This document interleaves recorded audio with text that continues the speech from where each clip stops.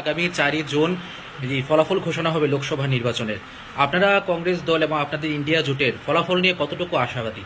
দেখুন, সারা দেশের 4 পর্যায়ের নির্বাচন শেষ হয়েছে, আগামীকাল 5ম পর্যায়ের নির্বাচন।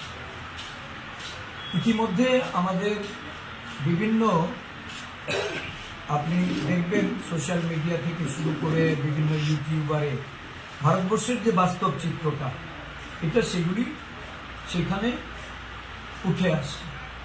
গদি মিডিয়া তাদের সরকারের শাসক দলের প্রতি দায়বদ্ধতা আছে, তারা যেটা বলতে পারছে না।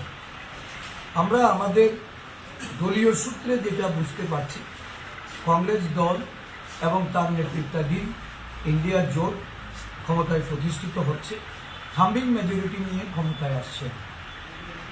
আরেকটা প্রশ্ন, রাজ্য জুড়ে যে বিদ্যাজ্যোতি সিবিএসসি ফলাফল প্রকাশ হয়েছে, সেখানে যে রেজাল্টের বিষয় কি বলবেন এই কথা নিয়ে?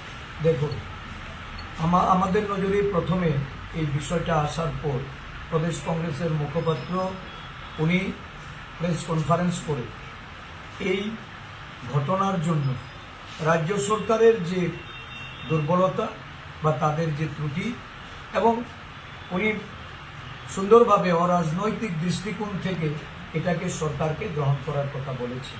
কোথায় এই ত্রুটি, কেন আজকে বিদ্যাজ্যোতির নামে অভিভাবকরা তারা শঙ্কিত, ছাত্রছাত্রীরা দিন দিন তারা এই স্কুল ছেড়ে তাদেরকে চলে যেতে হচ্ছে, ড্রপ আউটের সংখ্যা দিন দিন বৃদ্ধি পাচ্ছে, যেখানে প্রয়োজনীয় ইংরেজি মাধ্যমে পড়াশোনা করার জন্য শিক্ষকের অভাব, অথচ এই রাজ্যের মানুষকে বোকা বানানোর জন্য শিক্ষার অগ্রগতির কথা জনসম্মুখে প্রচার করার জন্য এই ধরনের একটা প্রকল্পকে এখানে ইন্ট্রোডিউস করে রাজ্যের শিক্ষা ব্যবস্থাটাকে পঙ্গু করে দিয়েছে। ছাত্রছাত্রীদের জীবন নিয়ে সরকার ছিনিমিনি খেলছে।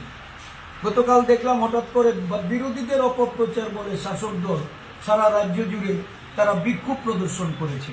আসলে তাদের বিক্ষোভের বর্ষামুখ হওয়া দরকার তাদের দলের শিক্ষামন্ত্রী, পূর্বতন শিক্ষামন্ত্রী, বর্তমান শিক্ষামন্ত্রী, যিনি রাজ্যের মুখ্যমন্ত্রী, ওনারা কি করেছেন? কেন বিদ্যাজ্যোতির এই ফলাফলের জন্য অভিভাবকদের সম্মুখীন হতে হচ্ছে? কেন আজকে রাজ্য জুড়ে ছাত্রছাত্রীদের ভবিষ্যৎ একটা অনিশ্চয়তার দিকে ঠেলে দেওয়া হয়েছে? এই বিদ্যাজ্যোতি প্রকল্পে সারা রাজ্য জুড়ে যতগুলি স্কুলকে তারা সেখানে উন্নত করেছে, এই স্কুলে কোনো পরিকাঠামো নেই। এই স্কুলে যারা বিনা বেতনে পড়াশোনা করার জন্য এই স্কুলগুলিতে ছাত্রছাত্রী ভর্তি করেছিলেন, আজকে তাদের অর্থনৈতিকভাবে সংকট তৈরি করে রাজ্য সরকার বাধ্য করছেন সে লেখাপড়া করতে।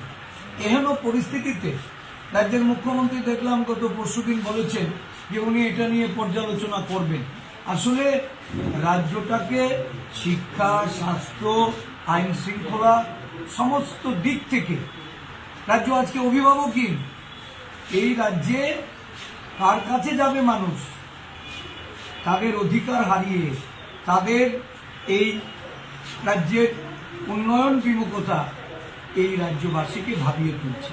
তাই আমি মনে করি যে বিদ্যাজ্যোতি প্রকল্প নিয়ে সরকারকে আরও গুরুত্ব সহকারে ভাবনা চিন্তা করতে হবে। আমাদের রাজ্যের শিক্ষা ব্যবস্থা আগে অনেক ভালো ছিল, এই পরিস্থিতিটা আজকে এমন জায়গায় নিয়ে দাঁড় করিয়েছে যে এন্টায়ার সিস্টেমটাকে পর্যালোচনা করে দেখা দরকার।